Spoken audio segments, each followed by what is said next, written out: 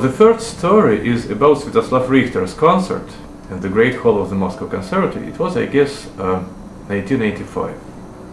I was a student of the Moscow Conservatory, but it was much more interesting for me at that time to explore rock music, electronics, and all the 20th century music, to discover connections between 20th century classics and jazz, rock, and whatever. Then, just to study the standard history of classical music, of course, I knew all that stuff, but it was just like, I am a classical musician, I'm a conservatory student, have to know that. And of course, Richter was just a classical pianist, but he was, and he is, and I think he will always be my favorite classical pianist.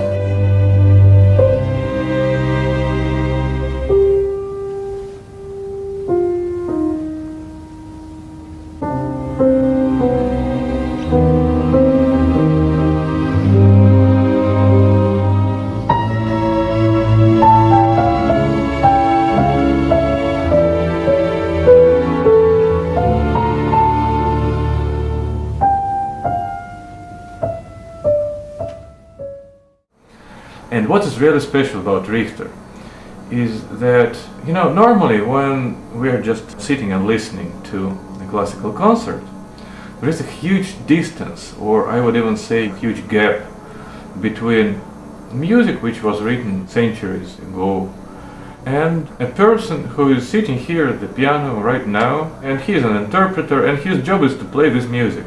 And actually, there is no way to experience what that composer experienced 100, 200, 300 years ago. Like going to a museum. We can enjoy paintings created long ago, but it's just, okay, that's great. Not more than that.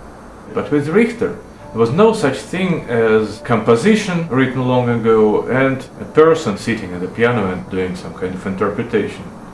It was not like that. It was not even unusual interpretation.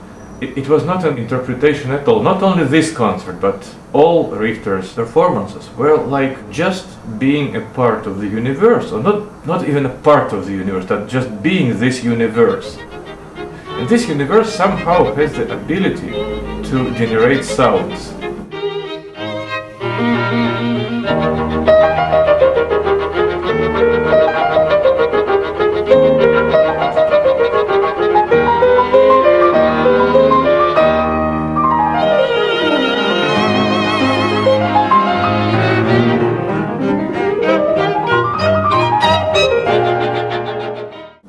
And we have the fortune to hear these sounds. It was like this. It's really hard to explain.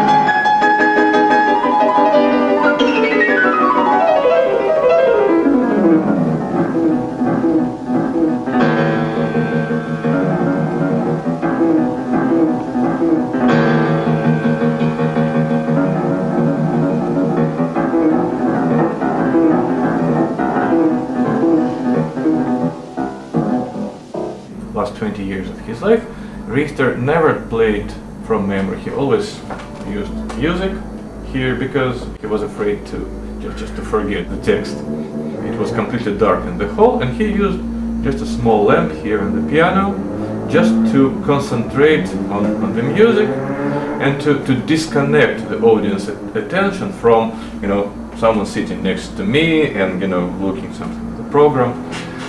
So all our attention was there on the piano. And in the first half he played a couple of Haydn sonatas, and in the second half he played the first book of Debussy preludes. It was written in the beginning of the 20th century, but there was no such thing as I said before, composition and interpretation. It was like, ocean, air, earth, sky, something like that. And now, if I pretend, I can play something like that, that would be not true actually. But the feeling, just to give you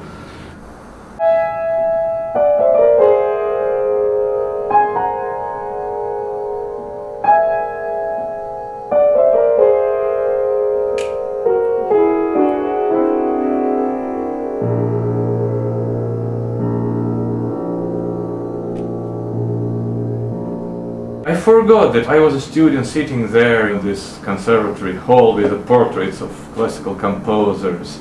And it was a real genius sitting there. It was just the universe.